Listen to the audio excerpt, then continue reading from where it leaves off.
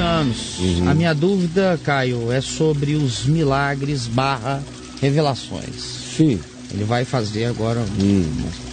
Eu já vi e ouvi testemunho de milagres e de revelação. De pessoas que eu conheço e de pessoas que estão acima de qualquer suspeita. Certo. Sem ser necessariamente na igreja prédio. Só os ritos mesmo. Chamados de movimento de oração, que o ministério / liderança não gosta. Ou palavra. Mas as pessoas que faziam esses atos eram pessoas mau caráter, que já causaram dor e sofrimento psicológico. Mas quem recebia o milagre, né, / revelação, era pessoa boa. E o milagre acontecia, a revelação estava certa sobre o futuro ou o passado dessa pessoa. Pergunta, 2 pontos. Quais as explicações para isso, Caio, dentro do Evangelho? Simples. Jesus não disse em Mateus capítulo 7, você está me perguntando, Jesus escreveu a respeito, falou a respeito, Jesus só escreveu na areia. João 8 é a única afirmação sobre Jesus escrevendo alguma coisa. Mas Jesus falou sobre isso. Mateus, Lucas registraram. Paulo fala a respeito disso aos presbíteros da igreja lá em Atos, a igreja em Mileto, quando ele se despede deles, eu creio que Atos 21, disse: vós não mais me vereis a face. E segue, ele diz: virão lobos. Em Mateus 7, Jesus fala dos lobos que se vestem com peles de ovelhas. E o que foi que ele disse que aconteceu? Ele disse que esses indivíduos falam o nome do Senhor. Alguns deles são até ortodoxos nas suas afirmações sobre o fato de que Jesus Cristo é o Senhor, Senhor, Senhor, Senhor, o Senhor. Nem todo que me diz Senhor, Senhor. Alguns deles, Jesus disse que fazem profecias. E Jesus não disse que a profecia não se cumpriu. Um falso profeta é falso profeta antes de qualquer coisa, não porque a sua profecia não venha a se cumprir. Ele é falso profeta por quem ele é, porque o caráter dele é falso, é mentiroso, porque a natureza dele não é convertida, porque a intenção dele não é boa, porque o espírito dele é manipulador, porque a vontade dele é controladora. Não é pelo que ele disse ou não disse necessariamente, é também. Mas nem todo aquele que é um mau caráter está ensinando coisas erradas. Tem gente ensinando coisas certas. O indivíduo é que é totalmente errado em si mesmo. Agora, o outro que ouviu dizer coisas certas e creu nas coisas certas, não tem nada a ver com o caráter distorcido do modo desse indivíduo viver.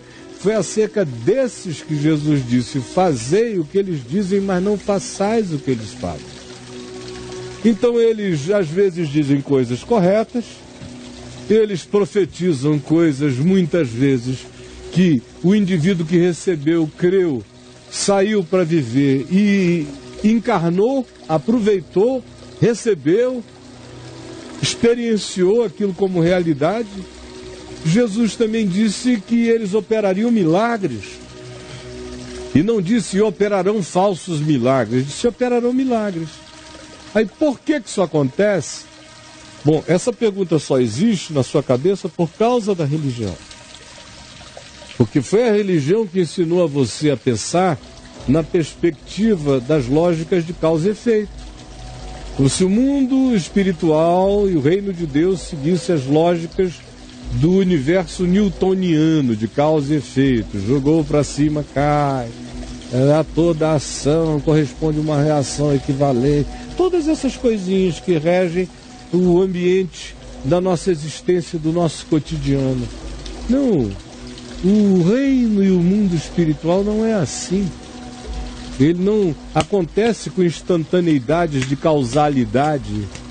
Às vezes o que você está fazendo aqui vai ser colhido muito muito tempo depois, de uma outra forma e de outra natureza. Será a colheita, mas será conforme a equivalência daquela proporção, justiça e realidade.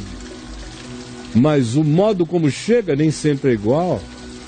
Então, preste atenção nisto.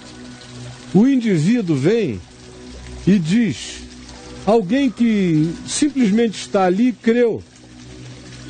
A relação não tem nada a ver de Deus com o indivíduo que esteja no meio do caminho, sendo falso, sendo mau caráter, usando, com má intenção.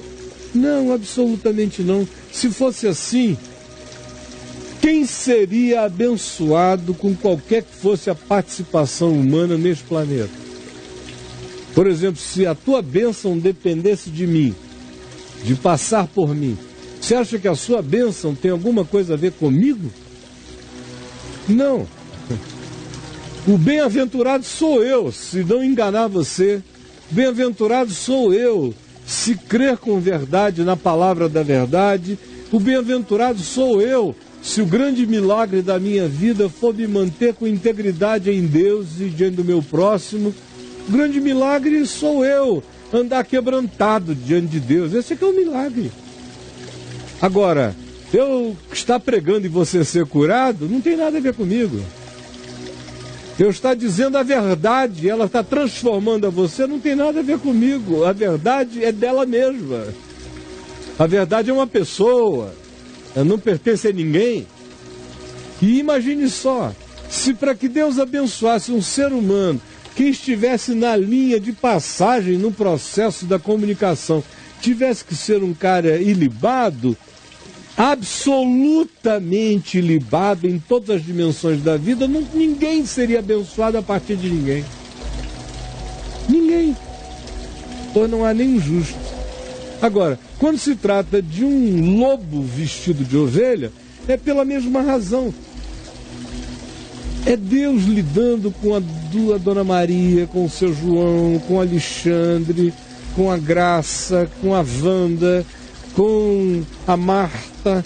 É Jesus lidando direto com as pessoas, todo dia, o tempo todo, passando por cima do macumbeiro, passando por cima do pastor, passando por cima do padre, passando por cima do monge, passando por cima do feiticeiro, passando por cima do suposto mediador, passando por cima de tudo e abençoando os indivíduos, apesar dos intermediários, apesar das religiões, apesar das estruturas. Sempre foi assim, sempre será assim, nunca foi de outro modo, nunca será de outra forma.